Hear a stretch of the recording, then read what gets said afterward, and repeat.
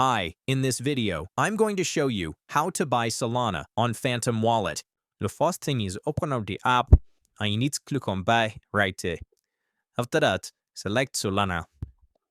Once you click on it, enter the amount that you want to buy in dollar. So if you click on this arrow right here, you can enter the amount in Solana and it's going to show you it in dollar. So let's just enter $100. After that, click on credit card, credit and debit card. You need to select the method of payment. So the only available one is MoonPay. So if you click on credit and debit card again, you're going to see Apple Pay option.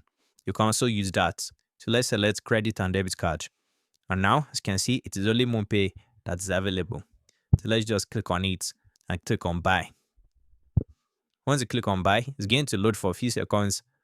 And now it's going to take you to the page where you are going to pay. So as you can see, it is not available in my country, but if it is available in your country, you can now pay using this method. So another easier way is to buy it from someone else. So if you know someone that have SOL, you can just buy from them. So just click on receive right here and click on this copy in front of Solana.